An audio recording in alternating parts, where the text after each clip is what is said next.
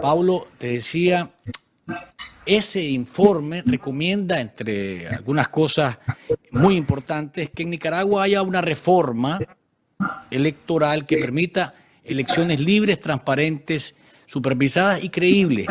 Yo particularmente no veo ninguna señal de que Daniel Ortega esté abierto en esa dirección. ¿Qué implicaría que en lugar de que ocurra esto se recrudezca como se ha visorado la represión y que más bien los espacios se cierren aún más? Sim, efetivamente, a alta comissionada, já desde 2019, ha recomendado a Nicarágua realizar reformas eleitorais. E o grande objetivo tem a ver com o tema da confiança cívica, da desconfiança generada na sociedade que no governo, a partir das experiências anteriores, se realizarão eleições que sejam transparentes e justas, não? Que significa falar de garantizar eleições livres? Não?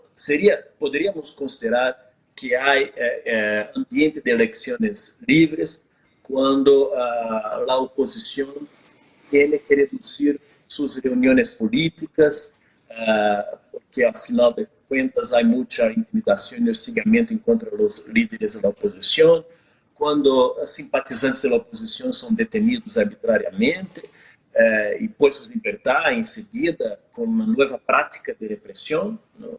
que hemos estado observando ao longo do ano passado, ou quando agentes da polícia ou elementos progovernamentais fazem acoso, intimidação a pessoas porque participam em atividades políticas ou porque estão em las calles falando com a gente, ou muitas vezes simplesmente com sua bandeira de Nicarágua em las calles, não?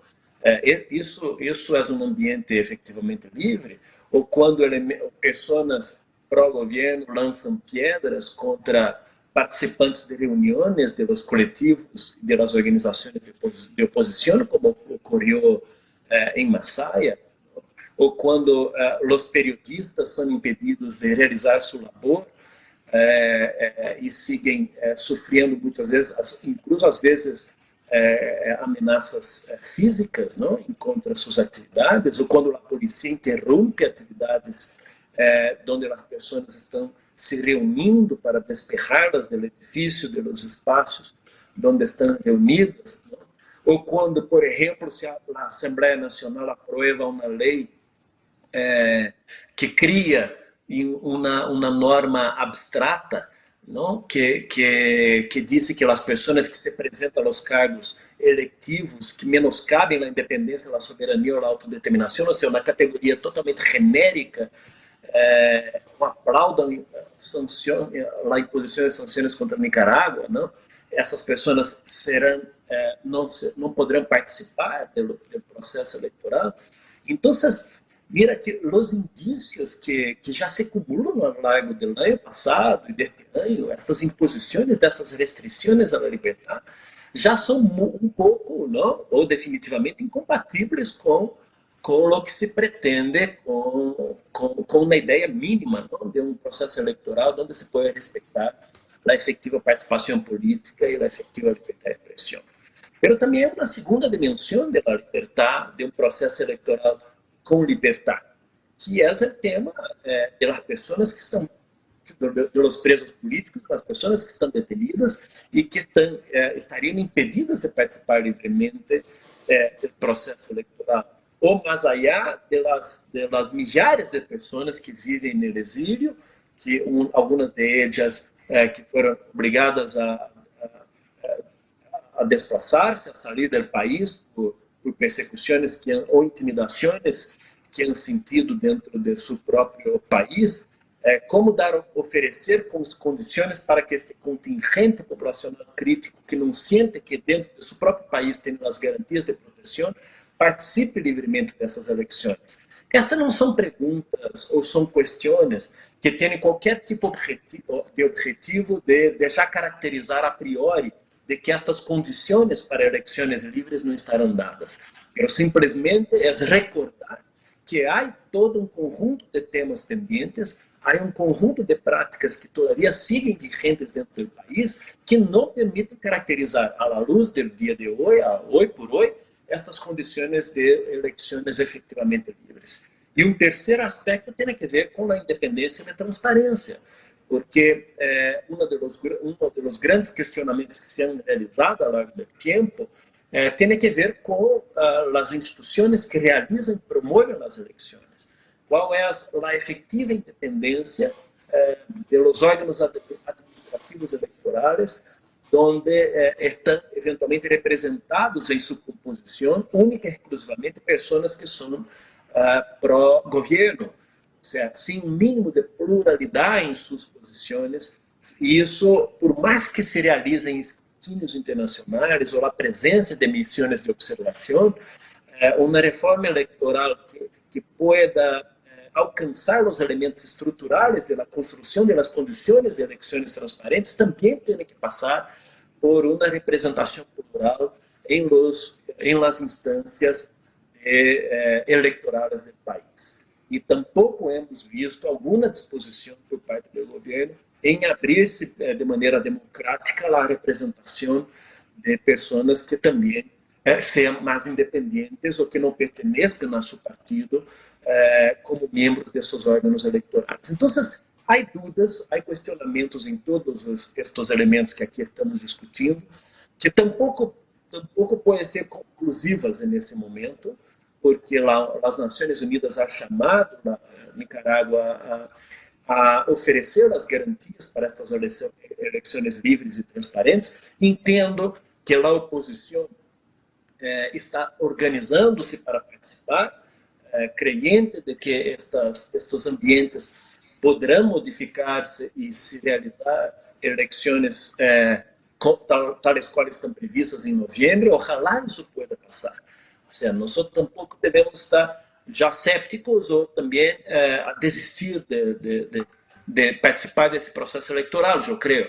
Pero entiendo que de aquí hasta allá, la agenda de derechos humanos, que presume ese conjunto de libertades, tiene que estar en la primera línea, tiene que estar en la primera posición de los discursos públicos, no apenas de los organismos internacionales, pero también de la oposición, porque desde esa agenda que se podrá considerar que se realizan elecciones mínimamente legítimas y mínimamente creíbles. Y estamos hablando, Pablo, de no solamente la reforma electoral, sino revertir o modificar, de acuerdo a los estándares internacionales de derechos humanos, las leyes autoritarias que mencionabas hace un rato. Lo dice el informe también, ¿cierto? Eso no basta con abrirse a una eventual reforma electoral que le dé vicios de credibilidad y de garantías a la población para que se anime a participar, sino que esas leyes, la ley Mordaza, que es la ley de ciberdelitos, la ley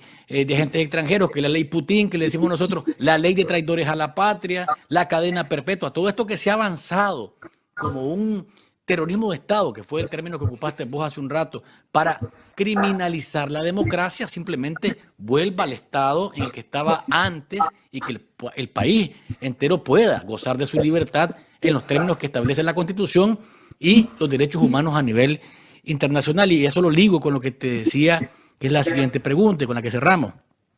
¿Ves vos que el régimen de Ortega abra las puertas para que la oficina de la alta comisionada vuelva al campo a ver in situ lo que está pasando en Nicaragua cuando el avance autoritario, dictatorial del régimen es más bien en la dirección contraria?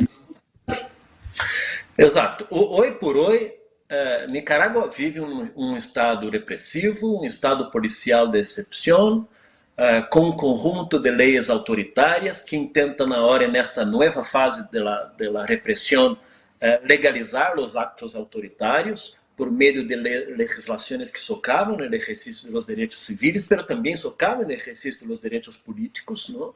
E isso não seria conducente com esse processo eleitoral representativo. E as Nações Unidas é assertiva nesta afirmação. Não? Entendem que não há processo eleitoral pluralista, ou transparente ou justo com estas leis vigentes que socavam o exercício dos direitos civis e políticos. Ou seja, é certo que esta é uma agenda importante que também deve ser objeto de las discussões no período pré-eleitoral. Entendo que a oposição hoje está nisso e está cada vez mais consciente da importância de que há uma tarefa de desconstrução desta legalidade autoritária. Evidentemente que estas leis têm o efeito de generar na sociedade uma dúvida sobre se estão ou não com as garantias para exercer seus direitos à participação de maneira protegida e sem ameaças futuras. Porque o tema da transparência das eleições genera dúvidas na sociedade que, a sua vez, pode comprometer a liberdade de sua decisão autônoma em relação aos rumos do país, a quem deve, quem não deve, no próximo ciclo, dirigir a nação. Então, são elementos que também são fundamentais.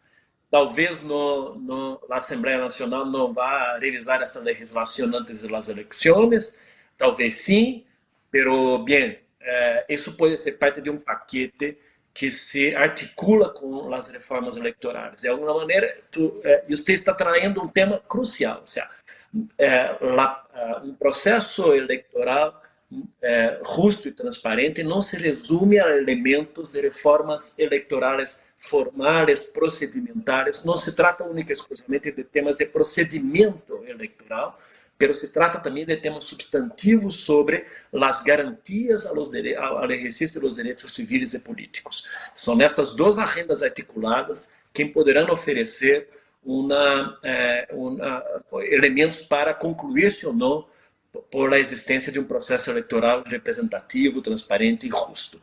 De maneira que o chamado das Nações Unidas a que aquele governo aceite o regresso da missão da ONU, da alta comissionada do país, e se o governo lo aceitar, poderia ser uma muito boa señal. Não apenas, obviamente, das Nações Unidas, mas também do MECEN e da CIDH. Eu creio que isso poderia oferecer uma muito boa señal sobre alguma disposição de cambiar esse estado de coisas que vai comprometendo a leitura desde o ponto de vista da comunidade internacional em respeito à situação de liberdades democráticas dentro do país. Quizá, não sei se é pouco provável ou é muito provável. Eu sei que nessa luta há que seguir pressionando, não se pode bajar estas pressões, tampouco se pode realizar negociações políticas ao custo de los direitos de las víctimas e tampouco se pode crer que respostas mais contundentes à situação e à realidade em Nicarágua se empiecem a implementar única e exclusivamente depois que se caracterizar a não implementação de reformas eleitorais procedimentais, como se já não houvera um conjunto de situações muito graves por as que passam dentro do país, de detenções arbitrárias, de persecução à sociedade civil, de intimidação social, de irrespeito aos direitos civis e políticos, que já não justificara de maneira muito contundente a adoção de respostas fortes em relação ao país para empurrar o governo a abrir-se e a respeitar os direitos das pessoas, não? E que, obviamente, a sociedade de Nicarágua pueda livremente elegir sus representantes, puede tener el gobierno que pueda expresar la mayoría de la opinión del país, pero una mayoría que se garantice que sea efectivamente livre e não construída a partir de sistemas represivos. Y me gusta esa parte que has mencionado relacionada con negociaciones políticas que no pongan fuera del foco lo más importante, garantías de derechos humanos, de derechos civiles, de derechos políticos, todo eso enlazado a justicia, libertad y no repetición, sobre todo que son parte de la justicia transicional que debería de ocurrir en Nicaragua una vez que termine esta pesadilla, porque lo que ocurre en Nicaragua es una pesadilla, lo que se vive en el país es una pesadilla en relación a las libertades públicas y los derechos humanos. Pablo, te agradezco que nos hayas acompañado en este programa Te dejo unos segunditos para despedirte de nuestra audiencia que ha estado muy atenta a esta conversación que hemos tenido alrededor de este informe, el más reciente de la Oficina de la Alta Comisionada de los Derechos Humanos, Michelle Bachelet. Bueno, primeiro quero realmente felicitar a Oficina da Alta Comissionada por este informe que atualiza a situação dos direitos humanos no país e demonstra compromisso de continuidade nesse segmento da situação dos direitos humanos. Em segundo, que a população de Nicarágua não desista, isso já percebi que é uma característica muito importante, mas principalmente não desanime, porque é uma luta larga.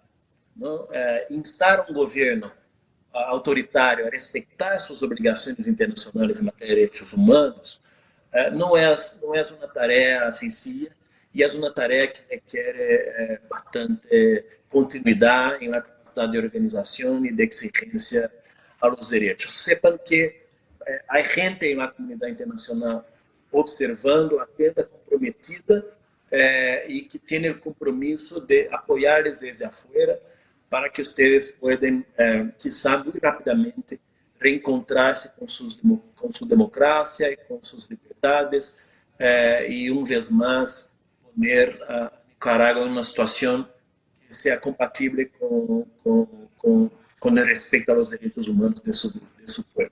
Então, essa é a minha mensagem, agradecendo-lhes e também deixando-lhes profundo reconhecimento sobre o rol que a prensa livre independente do país ha cumprido para seguir informando a comunidade internacional sobre o que passa dentro do país. Gracias, Pablo Abrao, exsecretario de la CIDH, por habernos acompañado en este programa. Un abrazo y hasta la próxima, que podamos compartir otro cafecito. Ustedes tienen la palabra. Gracias, Pablo.